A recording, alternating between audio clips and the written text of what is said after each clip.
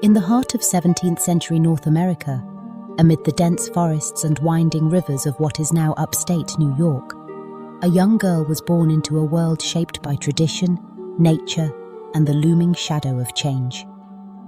Her name was Kateri Tekakwitha, later to be known as the Lily of the Mohawks.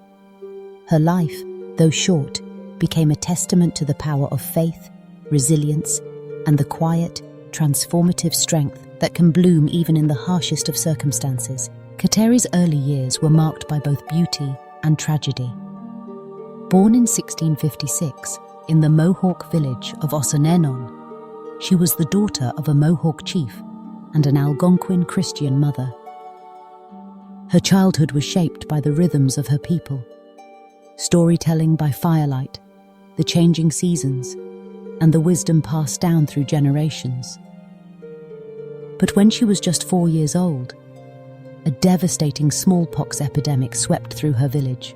The disease claimed the lives of her parents and younger brother, leaving Kateri orphaned and her face permanently scarred. Despite the physical and emotional wounds left by the epidemic, Kateri's spirit endured. Raised by her uncle, a prominent Mohawk chief, she learned the customs and traditions of her people. Yet the memory of her mother's quiet Christian faith lingered in her heart, a gentle whisper that would one day grow into a calling. As Kateri grew, she became known for her gentleness and compassion, tending to the needs of others even as she carried her own burdens. Her scars, though a source of pain, became a silent badge of survival and strength. At the age of 19, Kateri's encounter with Jesuit missionaries would change her life forever. Drawn to the teachings of Christ, she asked to be baptized, a decision met with confusion, suspicion, and outright hostility from her community. To her relatives, her conversion was a rejection of their way of life, and they pressured her to abandon her new faith. But Kateri, resolute in her convictions, refused to waver. Her days became a delicate balancing act, practicing her faith in secret, enduring ridicule and isolation, yet never losing hope. Despite the hardships, Kateri's faith only deepened. She began to spend long hours in prayer, finding solace and strength in the quiet moments she carved out for herself. Her love for others remained undiminished. She cared for the sick, comforted the lonely, and offered what little she had to those in need. Her life became a living prayer, a tapestry woven from small acts of kindness and sacrifice. As hostility toward her grew, Kateri realized that she could no longer safely practice her faith in her village. Guided by the advice of the missionaries, she made a perilous journey of over 200 miles to the Christian mission at Kanawake, near Montreal. There, among a community of fellow believers, she found the acceptance and spiritual nourishment she had long sought. Yet even in this new home, Kateri's life was marked by humility and simplicity. She took no pride in her suffering, instead offering it quietly for the sake of others. Those who knew Kateri were struck by the depth of her devotion. She embraced a life of prayer, penance, and service, often depriving herself of food or sleep as an offering to God. But her asceticism was never harsh or bitter. It was, instead, a gentle surrender, a way of drawing closer to the divine and to those she loved.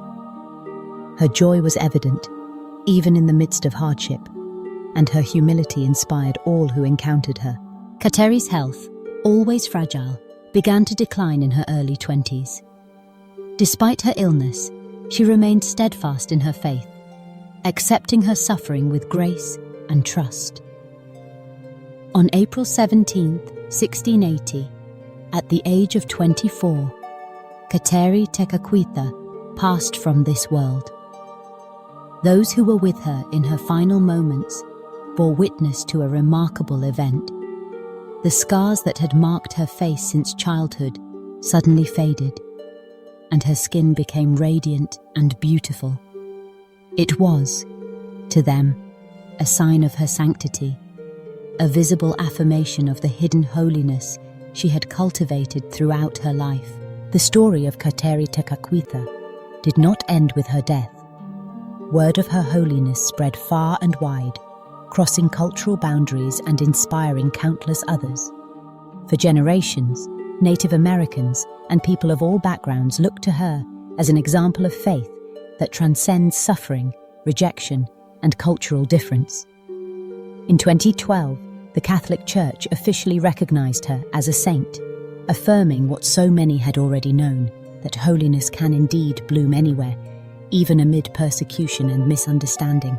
Kateri's life offers a powerful lesson for all who seek meaning and purpose. She reminds us that true beauty is not found in outward appearance or worldly success, but in the quiet fidelity to one's convictions, the courage to love in the face of adversity, and the willingness to serve others without expectation of reward. Her scars, once a source of shame, became a sign of her resilience, a reminder that God sees beauty where the world sees weakness. In a world that often equates strength with power and influence, Kateri's story invites us to consider another way. Her holiness was not loud or ostentatious. It was hidden, humble, and deeply rooted in love. She teaches us that faith is not a shield against suffering, but a light that can transform even the darkest nights. Her example challenges us to remain steadfast, to allow our own faith to take root and flourish, even in the most unlikely of places. As we reflect on the life of Saint Kateri Tekakwitha, we are reminded that each of us is called to let our faith bloom where we are planted. No matter the obstacles we face, no matter the scars we bear, our hidden holiness can become a radiant witness to the world. Like Kateri, may we find the courage to persevere, the humility to serve, and the hope to believe that in the eyes of God, we are beautiful beyond measure.